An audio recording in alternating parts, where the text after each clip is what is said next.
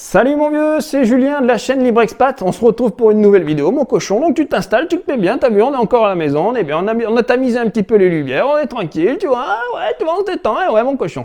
Je voulais te faire une petite vidéo aujourd'hui pour t'expliquer qu'il y a des choses qu'il faut pas faire si tu veux rester libre dans le monde qui arrive là, dans le monde de demain, mon vieux. Parce que y avait un système qui fonctionnait pas trop mal avant, mais qui est en train de partir en sucette là aujourd'hui. Et pour moi, c'est super important que tu puisses comprendre les mécanismes qui font que notre monde moderne capitaliste fonctionne encore. Voilà.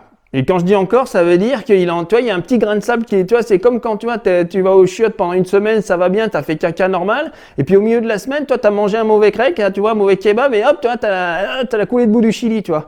Et ben voilà, il y a un grain de sable dans l'économie en ce moment, et c'est en train de partir en cacahuète.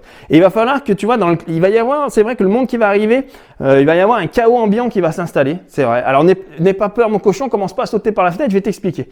Il y a quelque chose qui va se passer, et qui est déjà en train de se passer, qui se passe depuis des années, c'est bon, t'as bien compris que la finance, il s'empiffre toujours, et puis les écarts sont en train de se creuser entre les riches et les pauvres. Et il y a un mécanisme qui crée ça.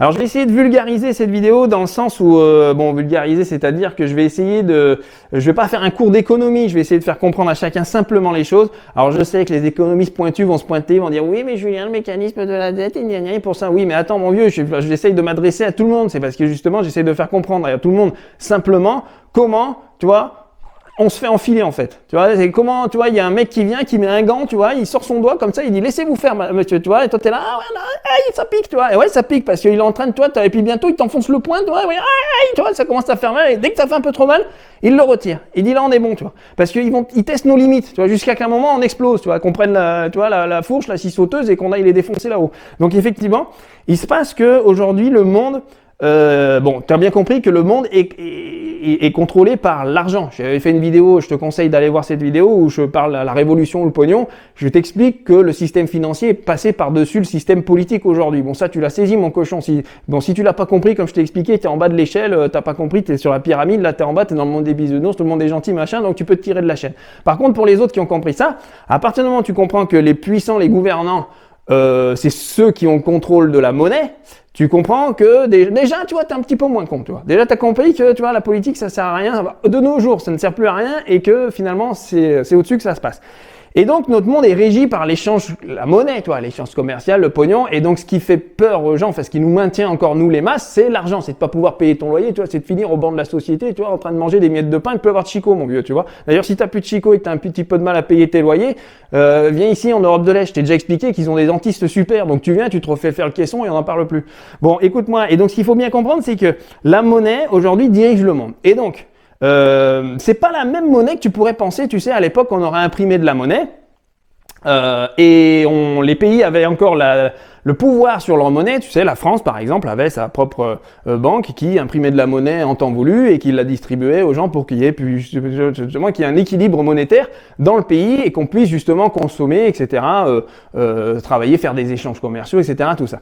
C'est plus ça aujourd'hui. Aujourd'hui, tu as bien compris que c'était la Banque Centrale Européenne qui dirigeait l'Europe et donc qui décidait un petit peu de la politique monétaire de l'Europe, c'est-à-dire que la France n'a plus le pouvoir de créer, de gérer sa propre monnaie et donc on est aux dépens, tu vois, des intérêts financiers au-dessus de nous, tu vois, et on est là comme ça, on attend que, tu vois, et on se fait et tu vois, et finalement il y a pas mal de lobbies d'intérêts financiers qui sont rentrés là-dedans et qui, tu vois, qui sont en train de tirer dans les caisses et notamment, comme tu le sais, la haute finance et compagnie, hein, Wall Street, machin et tout ça.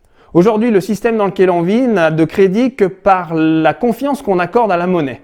Tu vois, c'est-à-dire que si on pense que la monnaie a de la valeur, elle en a, d'accord? Si demain tout le monde se dit que la monnaie n'a plus de valeur et que ça vaut rien, le système s'effondre. Parce que la monnaie, t'as compris que c'était un bout de papier en fait. C'est-à-dire que tu vas au chiottes, tu te torches le cul avec avec un billet de $100, c'est possible parce que en fait, c'est qu'un bout de papier. Et on en accorde un crédit, donc forcément, on se rend compte qu'avec ça, avec un bout de papier, tu peux t'acheter, tu vois, tu peux t'acheter une bagnole, un truc machin. Tu te rends compte que finalement, avec ça, tu peux vivre, tu peux augmenter ton niveau de vie. Et ça, ils l'ont bien compris, forcément. Et donc, on est tous, tu vois, on est tous embringués dans le truc. Tu vois, c'est un petit peu, on est tous les poissons dans le même bocal. Si un jour les poissons, ils commencent à se tirer, à sauter du bocal et tout ça, tu vois, ça veut dire que, tu vois, le niveau de confiance de monnaie s'effondre. Et puis après, c'est les cryptos qui vont prendre le relais, etc. T'inquiète pas, ils trouveront toujours un moyen là-haut, tu vois, pour se mettre, à la mode et à la page, tu vois. Et donc moi je pense que c'est ce qu'ils sont en train de faire avec le reset, on va dire, parce qu'en ce moment tout le monde est en train de dire le reset, mais ce que je veux dire, c'est que je pense que de toute façon, à un moment, notre système tel qu'il est aujourd'hui, avec l'euro, etc., va s'effondrer, et ils vont, là-haut, tu crois qu'ils vont lâcher le gâteau? Non, ils vont mettre en place une monnaie numérique, tout le monde utilisera ça, il y aura moins de cash en circulation, donc moins de magouilles, ils pourront plus tracer, contrôler, etc., tout ça. Mais il faut comprendre une autre chose aujourd'hui, et c'est ça la pire chose. Et dans le monde qui va arriver, c'est là où tu vas comprendre que les riches vont toujours plus s'empiffrer et les pauvres vont toujours s'appauvrir. C'est que aujourd'hui, on est dirigé, c'est-à-dire qu'ils ont créé un type de monnaie qui est pire que celui qu'on aurait créé dans un système capitaliste plus sain. On a créé l'argent dette. Et ce sont les banquiers qui contrôlent ça, c'est-à-dire que les banquiers n'ont pas l'argent, ils vont créer de la monnaie scripturale. C'est-à-dire que tu vois, toi, tu vas aller voir ton banquier. C'est-à-dire que tout le système aujourd'hui est basé sur l'argent dette. C'est-à-dire toi, tu vas aller voir ton banquier, tu vas vouloir acheter tu vas acheter une maison, tu vois, à 100 000 euros. Je dis n'importe quoi. Bon, à 100 000 euros, tu vas me dire en France, t'as une cabane. Mais c'est pour l'exemple, mon cochon.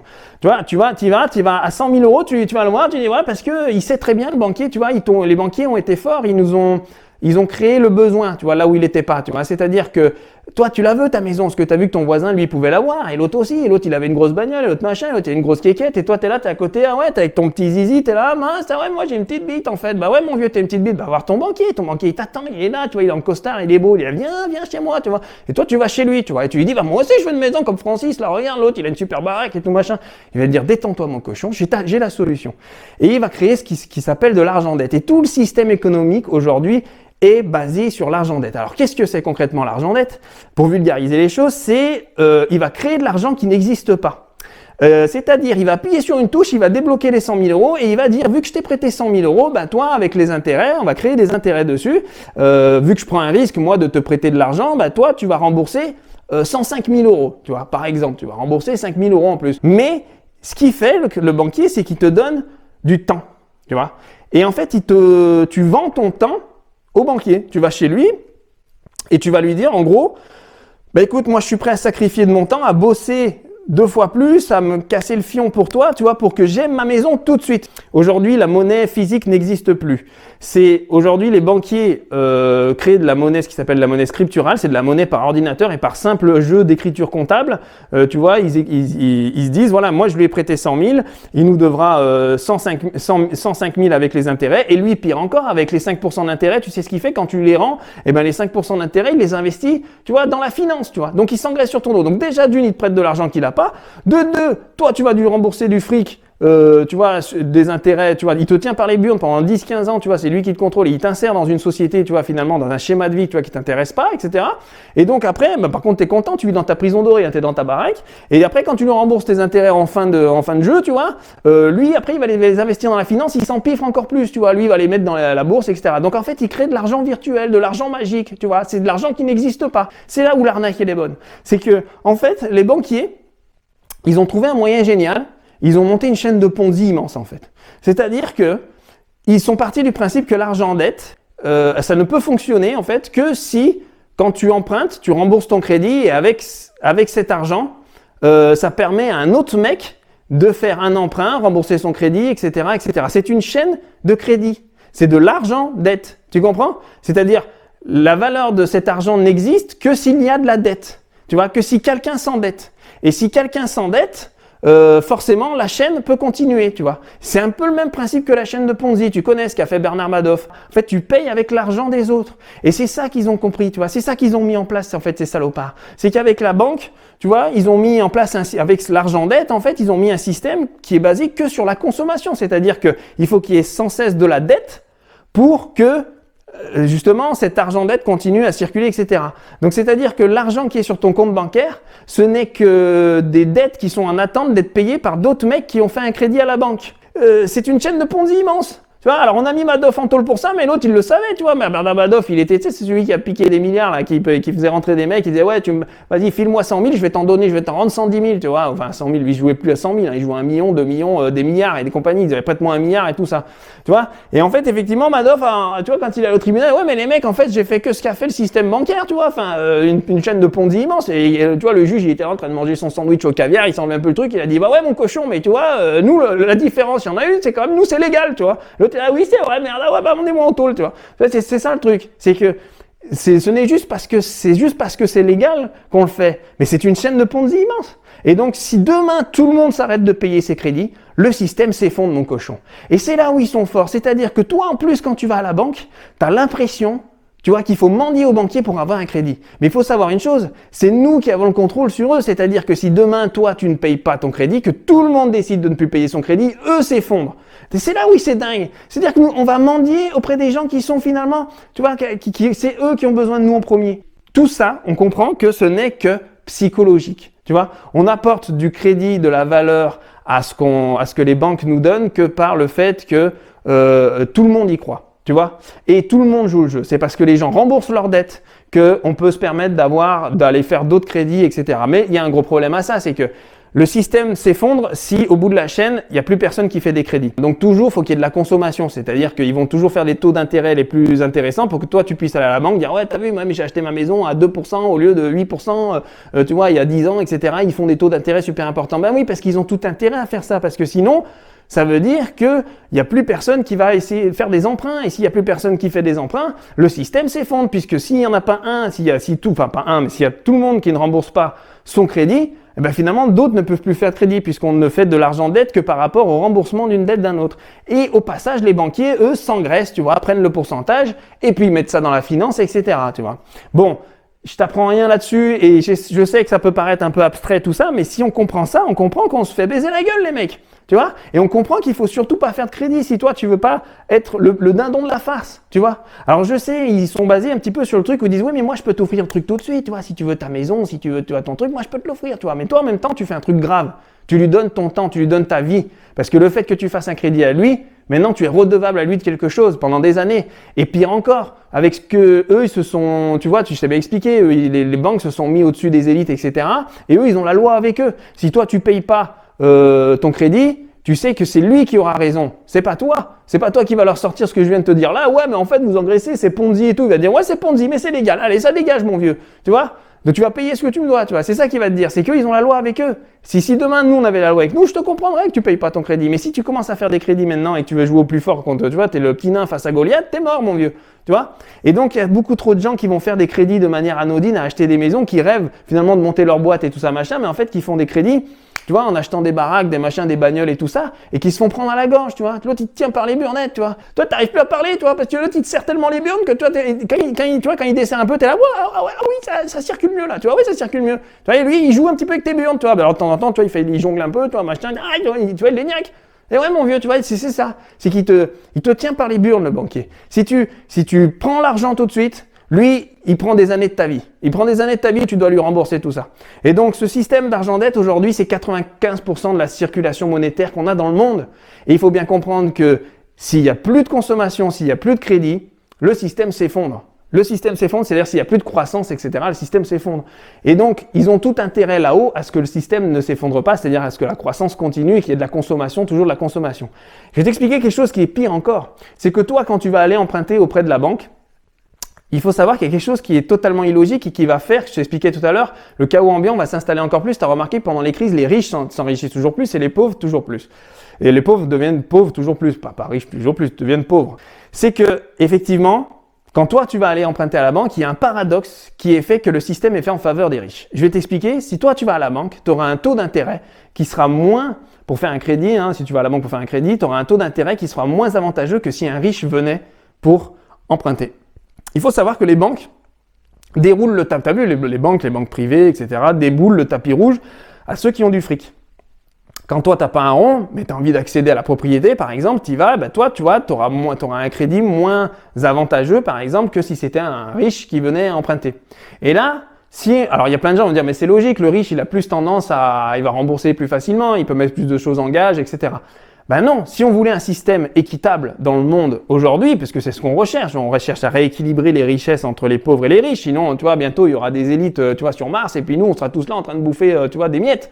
Tu vois, c'est ça. Et en fait, le problème, c'est que le système devrait être fait de sorte à ce que les riches auraient un taux d'intérêt normalement plus élevé, puisqu'effectivement, on sait qu'ils vont rembourser, mais en même temps, on sait que par rapport à leur patrimoine, à la valeur, qu'ils aient un taux d'intérêt plus élevé, ça leur fait moins mal que si c'était un pauvre qui venait et que tout de suite, tu vois, on te met des bâtons dans les roues, on te dit non, toi, tu vas payer un taux d'intérêt plus élevé parce que je suis pas sûr que tu me rembourses. Mais attends, si déjà, tu vois, si tu pars du postulat, le banquier, moi, tu vois, c'est là où je me dis c'est pas logique. Le banquier, il part du postulat que déjà, tu vas peut-être avoir plus de mal à le rembourser parce que tu es plus galérien. Et donc, En même temps, il te met un taux d'intérêt plus élevé, tu vois. Moi, normalement, ça se partirait du principe que, ok, bah justement, vu que moi, je démarre dans la vie, par exemple, ou alors, bah, j'ai moins eu, tu vois, j'ai moins capitalisé, etc., mais je veux quand même y accéder au crédit, à ce moment-là, je comprends pas pourquoi moi, j'ai un taux d'intérêt plus élevé, je devrais avoir un moins élevé, ce qui me permettrait justement de, tu vois, de souffler un peu et d'être sûr de pouvoir te le rembourser, tu vois. Eh ben non, le banquier, lui, il se dit, non, je te mets un taux d'intérêt élevé parce que moi, je prends pas de risque, tu vois. Et c'est ça le problème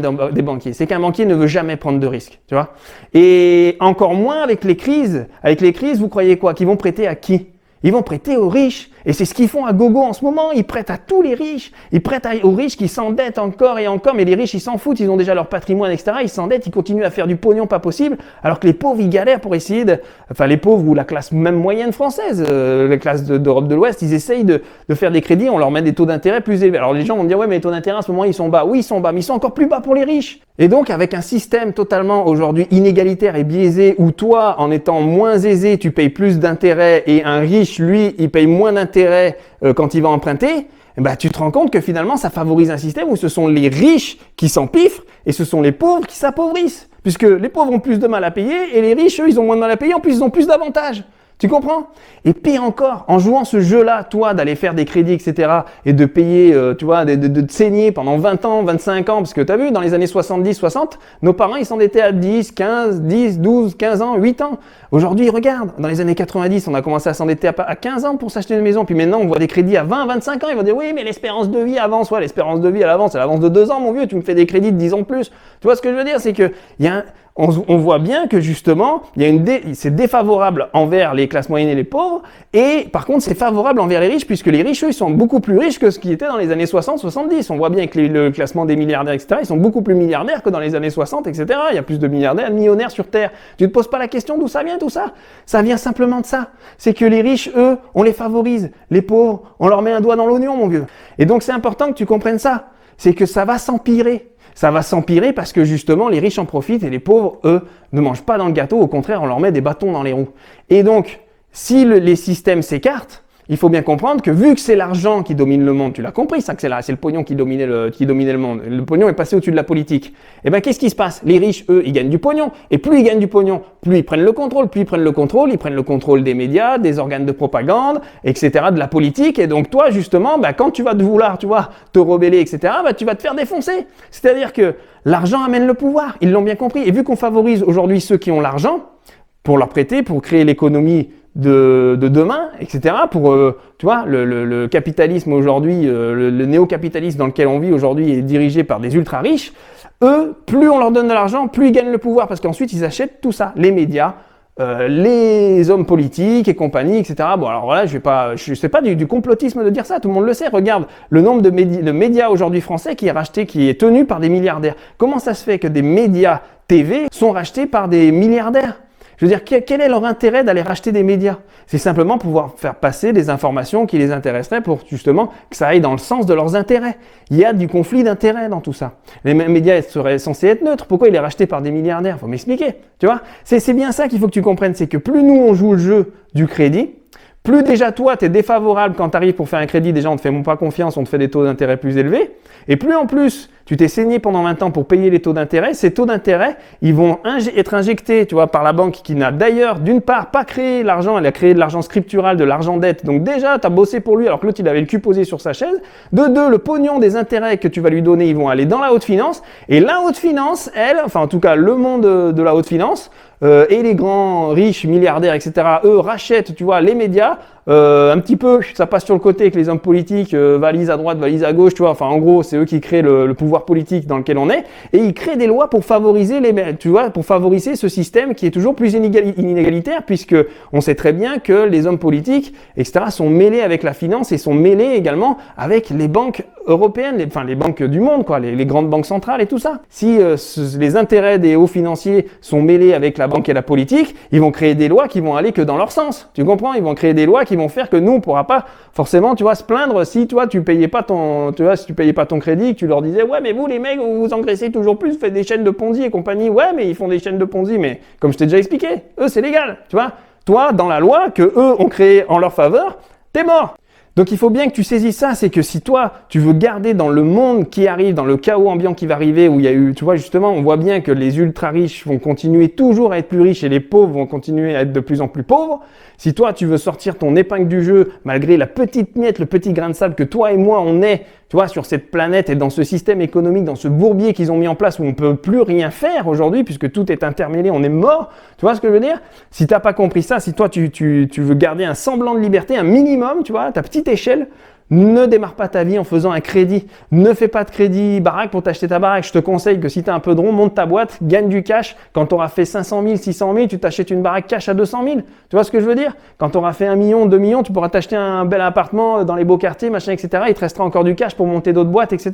Où veux-tu mettre ton énergie? Veux-tu mettre ton énergie au service d'un banquier qui, lui, appuie sur une touche, tu vois, et en appuyant sur cette touche, il prend 10 ans de ta vie, tu vois? Que toi, tu vas aller bosser au salarié, tu vois, tu vas te casser le fion pour lui, alors que lui, en appuyant sur une touche, il a créé de l'argent dette, tu vois, d'un autre mec qui doit en plus payer sa dette, tu vois, et hop, il met ça au bilan comptable, terminé, et puis toi, tu as intérêt à lui rembourser parce que sinon, les lois qui ont été créées par les mecs d'en haut, tu vois, qui sont en faveur des banquiers, tu vois, bah, ils vont aller te foutre en tôle. Ou alors, est-ce que toi, tu veux mettre ton énergie, tu vois, tu veux basculer de l'autre côté, c'est-à-dire du côté de ceux, malheureusement, bah, je sais bien que le monde fonctionne comme ça, c'est moche, mais de ceux qui en profitent, mon vieux, qui font du pognon et qui ensuite l'investissent pour que d'autres gens travaillent pour eux. C'est ça, mon vieux, ça fonctionne que comme ça.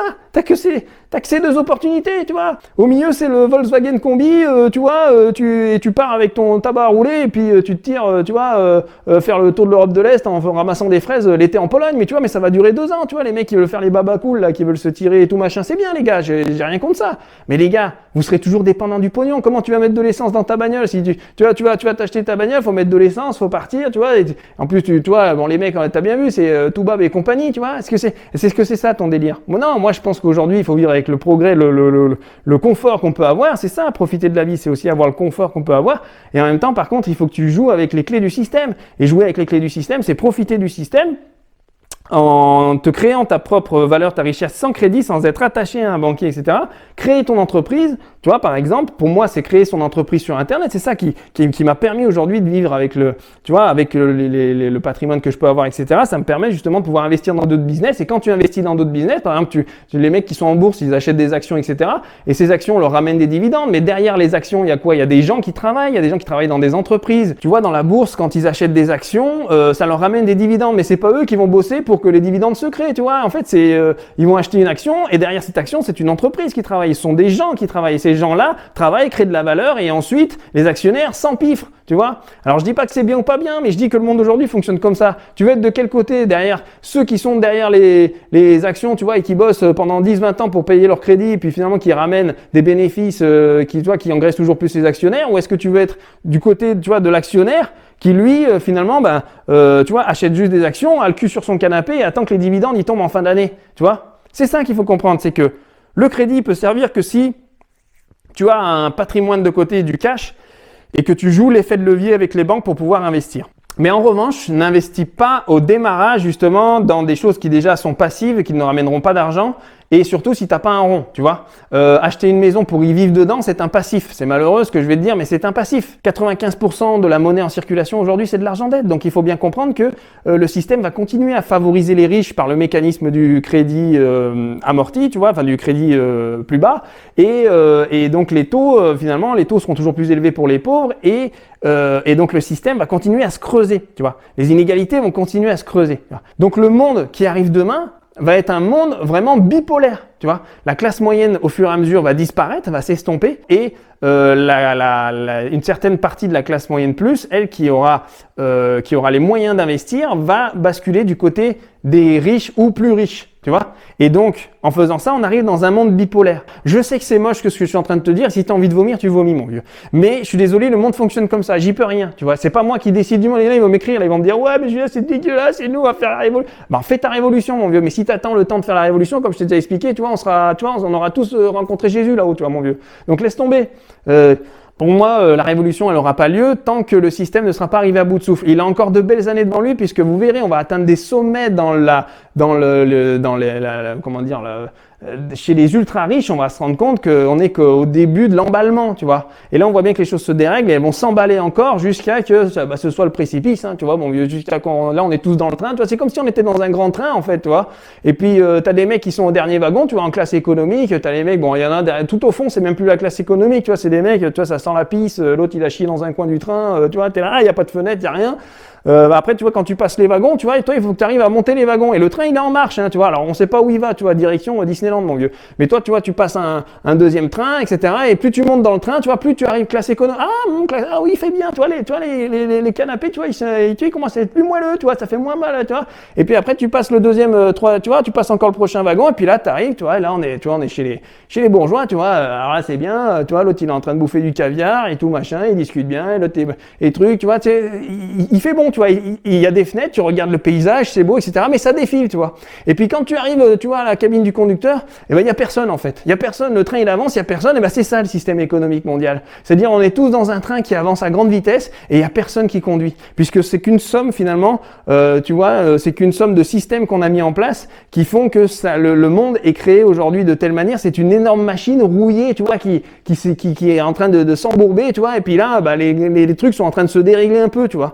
Et il n'y a pas de mécano pour réparer ça, tu vois. Le gars, il est venu, on l'a appelé, il est venu, il a commencé à regarder le truc, il a dit, oh putain, c'est le merdier, j'ai pas les pièces, je reviens. Mais en fait, quand il s'est tiré, il est jamais revenu, l'autre. Tu vois, parce qu'il a flippé. On peut rien faire. C'est-à-dire qu'on est dans un train qui arrive à toute vitesse. T'as des mecs qui vivent bien dans la classe bourgeoise, t'en as d'autres dans la classe éco, et puis t'as les autres qui sont au fin fond dans la dernière classe en train de boire leur pisse. Mais au volant, il y a personne. Et à un moment, on va s'éclater, les gars. On va s'éclater contre le mur. Tu vois, on est à 300 km/h, on est en mode TGV, et en face, tu vois, le rail, à un moment, il a une fin, tu vois. Et on va s'éclater contre le mur. Mais pour le moment, bah, vaut mieux bouffer, tu vois, dans la classe bourgeoise, mon vieux, parce que quitte à s'éclater la gueule, puisqu'on va tous s'éclater, eh ben, autant bouffer chez les bourgeois. Moi, j'ai envie de manger du caviar, boire du champagne, et tu vois, de toucher les gros nichons, mon vieux, tu vois. Donc, il faut bien que tu comprennes ça, c'est qu'à un moment, on y va tous dans le mur. Mais quand, je sais pas. Me demande pas, je suis pas Nostradamus. Bah oui, t'es là, mais oui, mais quand, Julien, quand? J'en sais rien, mon vieux, je peux pas te le dire, moi. Il y a un moment, irrémédiablement, on va dans le mur. Mais quand, je ne sais pas. Peut-être de ton vivant, tu le verras pas. Moi, je pense que de ton vivant, tu ne le verras pas, mon vieux. C'est certain. Comme j'ai déjà expliqué dans une vidéo, tu vois, l'industrialisation de l'Amérique a commencé il y a 200 ans. Les Chinois, ils commencent à peine à bouffer. Tu crois que ça va s'arrêter? Mais non, ça va pas s'arrêter. Tu vois, ça va durer. C'est tout système, civilisation a duré des siècles et des siècles, etc. Et nous ne sommes que, pour moi, nous ne sommes qu'au début de l'ère capitaliste, néo-capitaliste qui va arriver, et ça va être un capitalisme brutal. Tu vois, capitalisme brutal. T'entends ce que je te dis, brutal. Tu vois, c'est comme si, tu vois, je discute avec toi, aïe, je te mets un coup sur la nuque, mais qu'est-ce que tu fais? Bah ouais, c'est brutal. Mais c'est ça le capitalisme. Tu vois, c'est brutal. Les inégalités vont se creuser irrémédiablement aujourd'hui par le mécanisme de l'argent d'aide que je t'ai expliqué, et par justement le fait que on est dans un système inégal qui favorise plus les riches que les pauvres, par le biais justement du taux d'intérêt que je t'ai expliqué, qui est plus favorable pour les riches et qui est en défaveur des pauvres. Tu vois, donc comment veux-tu que les riches n'investissent pas toujours plus, gagnent toujours plus d'argent dans un monde où justement qui est basé sur le crédit, la consommation, et que les pauvres eux s'appauvrissent toujours plus, puisque eux ils auront moins accès justement au crédit, à la consommation, etc. Mais c'est pas plus bête que ça. Donc voilà, donc on est tous dans ce merdier, mon cochon. Et maintenant, c'est à toi de choisir le camp dans lequel tu vas être. Et donc, vu que ce merdier va s'emballer, mon cochon, je préfère te dire, si tu veux pas vivre dans le chaos ambiant qui va arriver, tu fais pas de crédit. C'est super important. Mets ta sueur, ton travail dans quelque chose qui va te rapporter à toi. C'est-à-dire, pour moi, aujourd'hui, c'est l'entrepreneuriat sur Internet. Ça va te permettre justement ensuite, tu vois, d'investir, mais d'avoir les capitaux pour le faire sans être tenu par les couilles par ton banquier.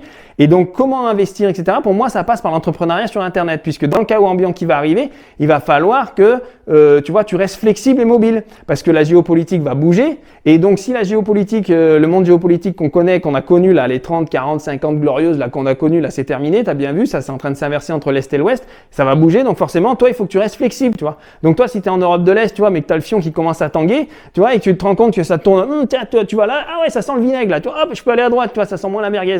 Et ben, tu vas pouvoir te tirer parce qu'avec ton business internet en poche, tu vois, tu prends ta valise, 2 slips, 2 chaussettes, comme je te dis souvent, et tu te tires. Tu vois, donc ça, c'est important à comprendre, c'est que reste mobile et flexible, ne fais pas de crédit. Bien évidemment, le fait de rester mobile et flexible te par définition, ça fait en fait le fait que tu n'as pas d'enracinement. Quand tu fais un crédit maison, tu vois, tu t'enracines dans un coin. Imagine, ça tourne au vinaigre où tu vois, ça me fait penser aux mecs qui ont acheté des restaurants à crédit, tout ça, machin. Là. Après, ils sont là, il y a des travaux devant chez eux pendant 2 ans et finalement, plus personne peut se garer devant et personne vient bouffer dans son resto. Tu vois, tu es tenu par les burnes, par l'enracinement que tu as créé, parce que c'est un enracinement physique. Le fait que aussi tu ne fasses pas de crédit, déjà d'une, c'est une forme de désenracinement, c'est-à-dire que tu n'es tenu par personne, donc tu peux te tirer quand tu veux, comme tu veux. Le fait aussi que tu crées ton entreprise sur Internet, ça te permet aussi de ne pas être enraciné physiquement, et ça c'est super important. Tu vois, si tu crées un resto, un truc machin, par exemple en Hongrie, demain ça tourne au vinaigre, tu vois, Viktor Orban, là, le ministre hongrois, là, imagine, il tourne le carton, je sais pas quoi, il leur arrive un truc, les mecs ils deviennent à moitié cinglés, ou tu vois, et d'un coup, tu vois, il faut se tirer, tu vois, tu fais comment? T'as ton business ici, tu t'es enraciné, etc. Le fait de t'enraciner fait que forcément tu vas devoir faire des choix par concession, et faire des choix par concession, ça veut dire que tu as donné tes burnes à quelqu'un. Il y a quelqu'un qui a tes burnes dans ses mains, et il les emmène avec lui partout où il va. C'est-à-dire que toi, t'as beau aller dans le monde entier, si tu as un enracinement quelque part, il y a un état, un moment ou un autre, il tient tes glaouis, mon vieux, tu vois. Il a juste à les serrer un petit peu, tu vois, et toi, t'es là, t'es en train de marcher avec ta copine dans la rue, oui, je sais très bien, aïe, pourquoi ça fait aïe, tu vois, et d'un coup, et là, t'as plus de voix, tu vois, il n'y a plus rien, tu vois, parce que tes burnes, elles sont parties tu vois, il n'y a plus rien, mon vieux. Donc, c'est important, tu vois, que tu respectes ces 3 règles, tu vois. Pas de dette, rester flexible et mobile, ça passe par l'entrepreneuriat sur Internet, et donc pas d'enracinement.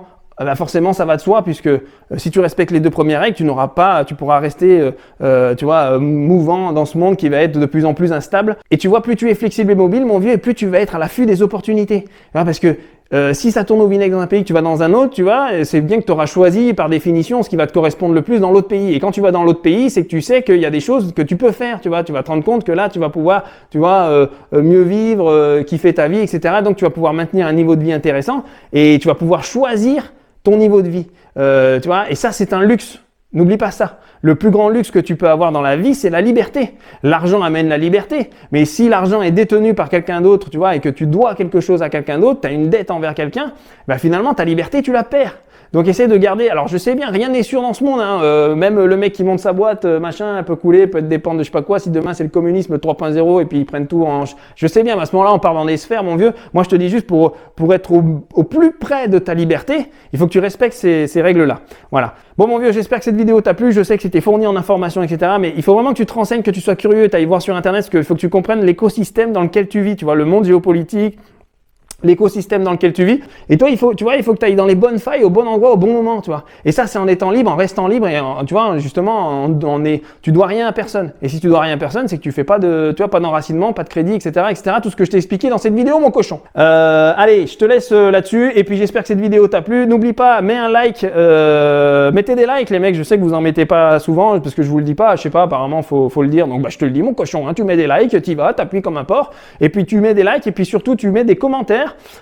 Tu t'abonnes à la chaîne, hein. Pour ceux qui sont pas abonnés, qui me découvrent, les gars, bienvenue sur cette chaîne. Voilà, donc moi je fais une chaîne sur l'expatriation, l'entrepreneuriat qui va te permettre de t'expatrier en Europe de l'Est. Voilà, on va parler expatriation sur cette chaîne via l'étranger, entrepreneuriat.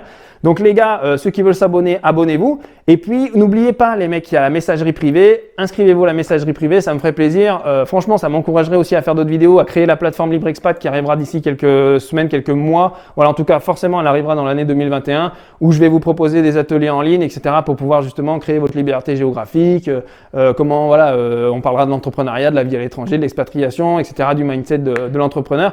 Et puis il y aura des lives et des vidéos inédites et tout le tintouin. Il y en aura pour tout le monde, mon vieux, pistache, vanille, chocolat, caramel et compagnie, mon vieux. Bon allez, je te laisse, j'espère que cette vidéo t'a plu, mon vieux, et puis je te dis à très bientôt pour la prochaine vidéo. Ciao, bye bye.